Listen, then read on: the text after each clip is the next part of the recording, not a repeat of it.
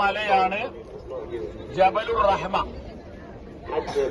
കാരുണ്യത്തിന്റെ മല എന്ന പേരിൽ അറിയപ്പെടുന്ന മലയാണ് ജബലുർ റഹ്മ.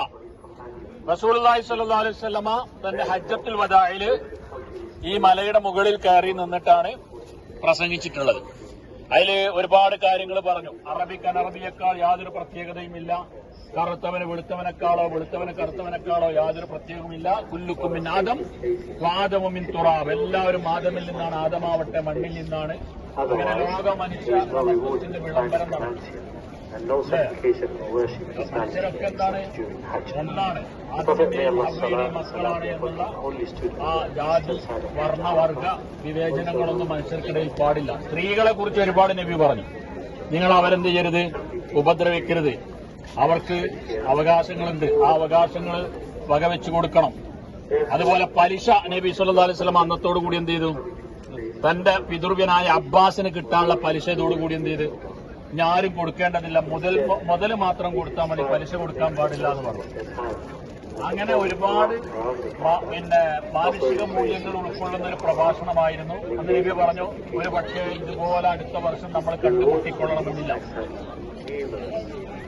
നബി ചോദിച്ചു, ഹൽ ബല്ലഗതു ഹൽ ബല്ലഗതു ഹൽ ബല്ലഗതു, ഞാൻ നിങ്ങൾക്ക് ഇത് എത്തിച്ചു തന്നിട്ടില്ലേ?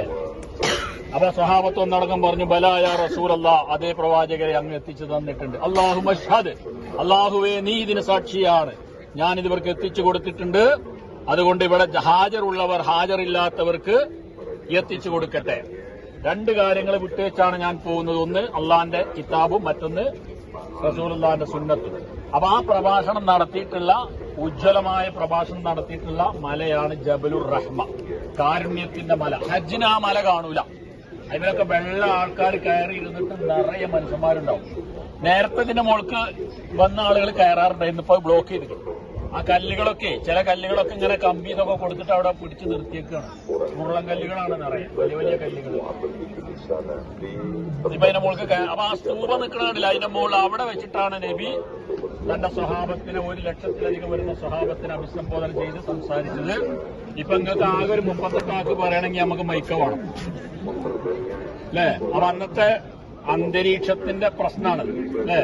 അത്രയും ശാന്തമായ, പിന്നെ നബിയാണ് പ്രഭാഷണം നടത്തുന്ന, ആളുകള് സാഗൂതം ശ്രദ്ധിച്ച് കേൾക്കുകയാണ്. അപ്പൊ അങ്ങനെ ഒരു പ്രഭാഷണം നടന്നിട്ടുള്ള സ്ഥലമാണ് ജബലുർ റഹ്മ. ഇതിന്റെ അടുത്ത് നമുക്കൊക്കെ വേറെ എവിടെയെങ്കിലൊക്കെ ടെന്റ് കിട്ടുക. ഇവിടെ അവ ചിലപ്പോ ഇവിടെ മുറ്റത്തേക്കൊക്കെ ആൾക്കാർക്ക് അവിടെ നിന്ന് ഇറങ്ങിയിട്ട് പോന്നിട്ട് വരാനോ കഴിയും, അല്ലെങ്കിൽ